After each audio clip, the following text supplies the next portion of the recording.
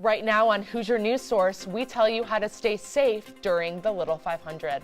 And find out about how IU keeps its reputation as a community with a culture of care. And I have when there will be sunny skies during this mild week and the Little 500 weekend forecast. Hoosier News Source starts now.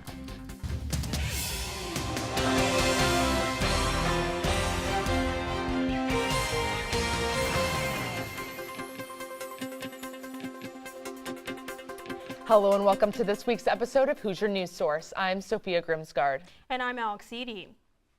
Zoe Mintz has what's in store for weather this week. Zoe?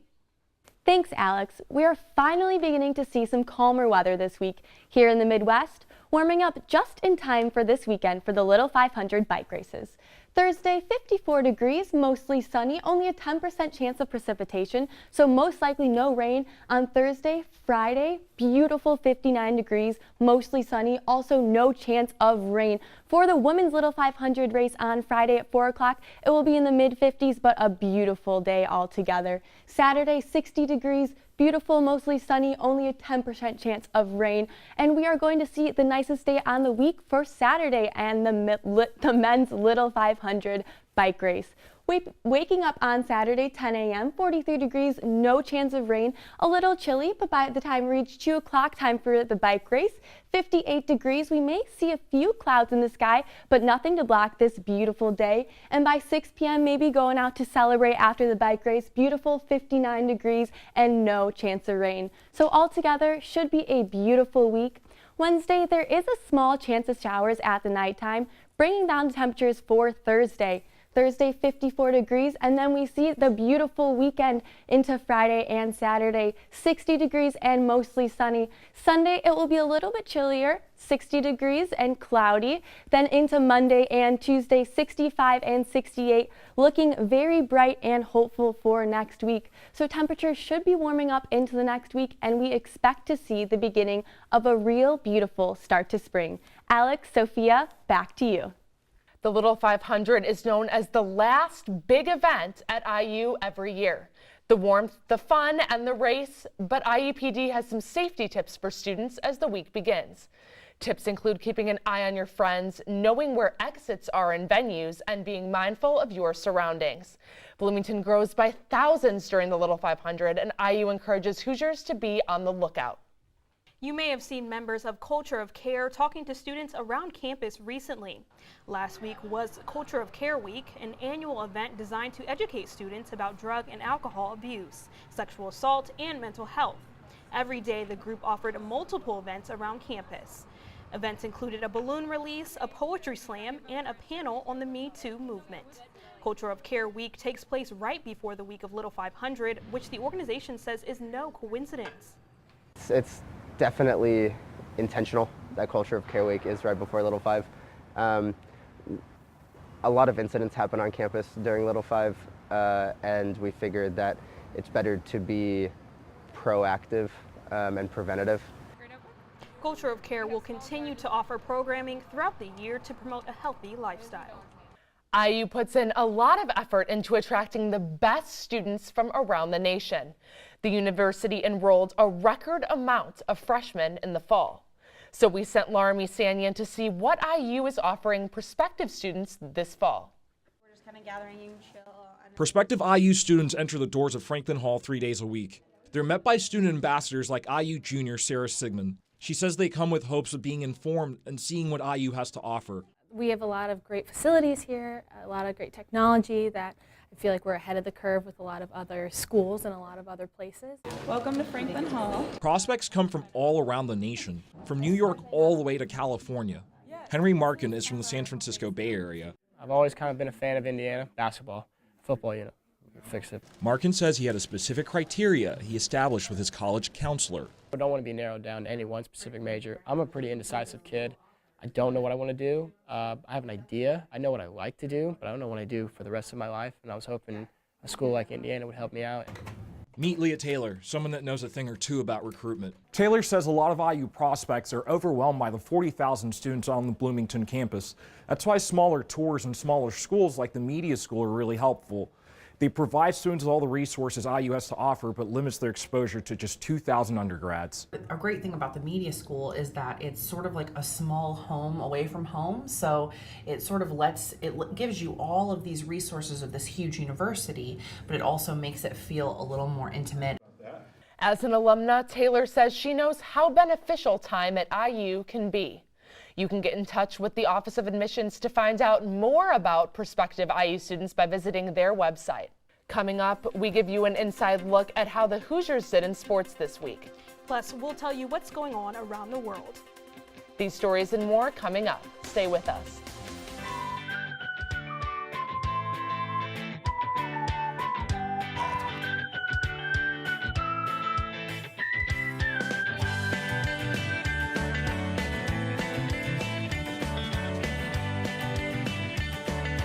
And it's an honor to be here.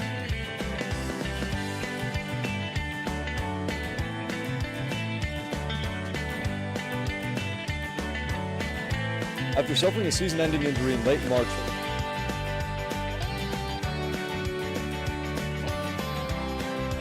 As you can see behind me,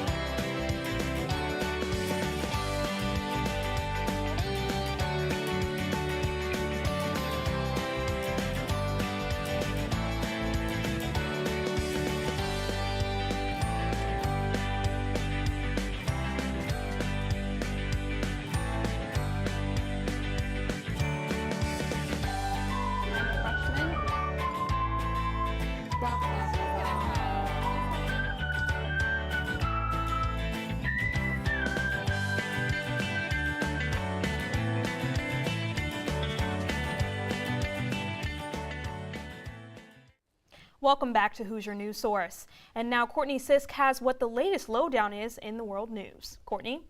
Thanks, Sophia. First, an update on Syria. The U.S., France, and the U.K. launched 105 missiles at chemical weapon facilities near Damascus. President Trump warns further use of those weapons will only trigger more airstrikes. The Pentagon says the launch was effective and will halt the country's ability to produce chemical weapons. And a 5-hour interview with former FBI Director James Comey gave insight into his handling of the many investigations into the Clintons, as well as President Trump's Russia election interference investigation. Comey says he hopes Mueller will find truth to his investigation, no matter what that truth may be. You can read the entire transcript on the ABC News Go website. Starbucks is also under fire for recent events that many are considering racist.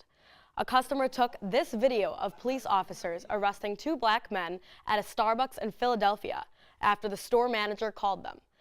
The 2 were waiting to meet a friend, did not purchase anything, and were asked to use the restroom. The manager denied their request because they were not paying customers and proceeded to ask them to leave before calling the police. Starbucks CEO wrote a letter and recorded a video apology. I want to begin by offering a personal apology to the 2 gentlemen who were arrested in our store. What happened and the way that incident escalated and the outcome was nothing but reprehensible. And I'm sorry.